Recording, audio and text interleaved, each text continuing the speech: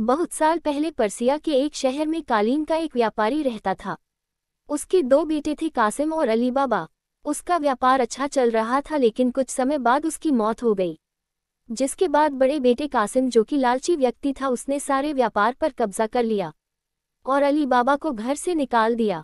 जिसके बाद अली बाबा और उसकी बीवी दूसरी जगह जाकर रहने लगे और गरीबी में जीवन बिताने लगे। अली बाबा जंगल में लकड़ियां काट कर बेचता था और अपनी बीवी और बच्चों का पालन पोषण करता था। ये सब ऐसे ही चल रहा था कि एक दिन अली बाबा जंगल में लकड़ियां काट रहा था तो उसने 40 घुड़सवार को जंगल में से गुजरते हुए देखा। वह एक पेड़ के पीछे छिपकर यह सब देखने लगा। उसने देखा उन सभी घुड़सवार के साथ एक पोटली थी और उनके पास खंजर भी था, जिससे अली बाबा समझ गया कि यह सब चोर है। वह उन सभी को देख ही रहा था कि वह सब 40 चोर एक छोटी पहाड़ी के सामने जाकर रुक गए। उन चोरों के सरदार ने पहाड़ी के सामने जाकर खुल जा सिम सिम बोला, जिसके बाद पहाड़ी में से एक खुफिया दरवाज़ा खुल गया और सारे चोर अंदर चले गए और वह दरवाज़ा बंद हो गया। ये सब देखकर अली बाबा बहुत हैरान हो गया। वह उस पहाड़ को ऐसे ही कुछ समय देख रहा था कि वह खुफिया दरवाज़ा फिर खुला और उसमें से 40 चोर निकले। उनके सरदार ने पहाड़ी से कहा कि बंद हो जा सिम सिम, जिसके बाद वह खुफिया दरवाज़ा बंद हो गया और 40 चोर वहां से चले गए। अली बाबा को बहुत जानने की इच्छा हुई कि आखिर उस पहाड़ के खुफिया दरवाजे के अंदर क्या है। वह ये जानने के लिए उस पहाड़ के पास गया और जो चोरों के सरदार ने शब्द बोले थे वही शब्द बोलने लगा, खुल जा सिम सिम।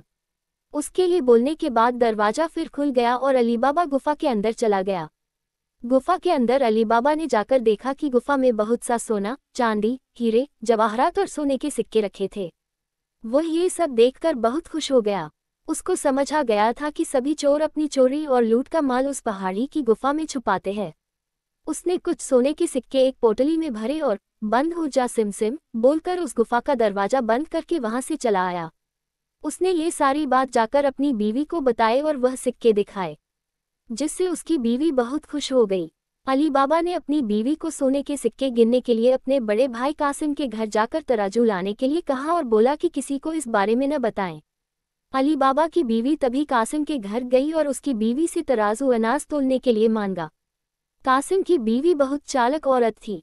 उसको शक हुआ कि इन गरीबों के पास इतना अनाज कहाँ से आया। तब उसने तराजू के नीचे थोड़ा सा गोंद लगाकर उसको दे दिया।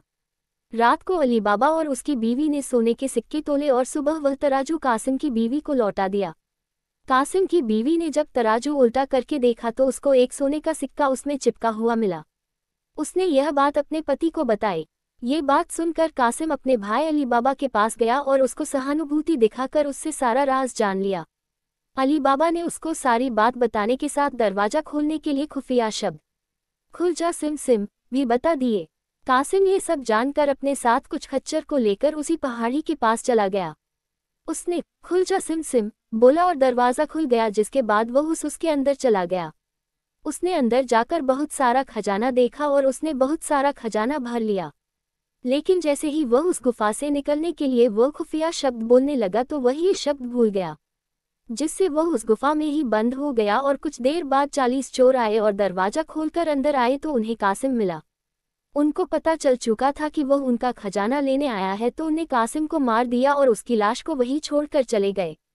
जब बहुत देर तक कासिम नहीं आया तो कासिम की बीवी अली बाबा के घर गई और सारी बात बताई। तब अली बाबा उसको ढूंढने के लिए गुफा के अंदर गया तो उसको कासिम की लाश मिली, जिससे वह बहुत दुखी हुआ और उसकी लाश को अपने साथ खच्चर पर लाद कर ले आया। उन्हें यह बात किसी और को न पता चले, इसके लिए कासिम की मौत बीमारी से हुई यह बहाना बनाया। कासिम की याद में कुछ समय बाद उसकी बीवी भी मर गई। जब 40 चोर गुफा में लौटे तो वहां पर कासिम की लाश को वहां पर न देखकर यह समझ गए कि इस गुफा के बारे में किसी और को भी पता चल चुका है। उनके सरदार ने शहर में जाकर पता लगाने के लिए कहा कि जिसकी भी मौत अभी हुई है उस घर का पता लगाए। जिसके बाद एक चोर ने शहर जाकर पता किया तो उसको अली बाबा के घर के बारे में पता चला, जिससे वह उस घर के दरवाजे पर एक क्रॉस का निशान बनाकर चला गया, जिससे सुबह उस घर की पहचान करके उस घर के सभी सदस्यों को मार सके। जब अली बाबा की बीवी ने अपने दरवाजे पर क्रॉस का निशान देखा तो वह समझ गई कि कुछ तो गड़बड़ है और अपने आसपास के सभी घरों में वही निशान बना दिए।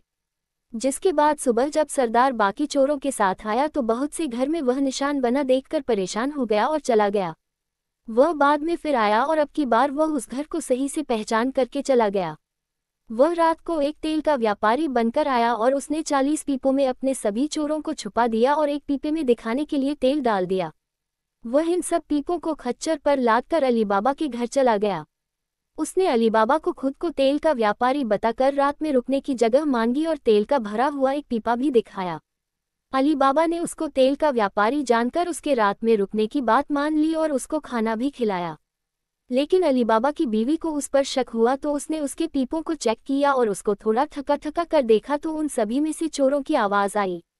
तब अली बाबा की बीवी ने तेल का भरा हुआ पीपे में से तेल लिया और उसको अच्छे से गर्म करके उन सभी 40 चोर वाले पीपों में डाल दिया, जिससे उन सभी चोरों की मौत हो गई। जब उनके सरदार ने रात में आकर अपने चोरों को बाहर निकलने की आवाज़ दी तो कोई आवाज़ नहीं आई, जिससे उसने पीपा खोलकर देखा तो सब चोर मरे हुए थे। ये देखकर वह बहुत डर गया कि अली बाबा उसको भी न मार डाले। इसी डर के मारे वह वहां से भाग गया और बहुत दूर चला गया। सुबह अली बाबा की बीवी ने सारी बात अली बाबा को बताई।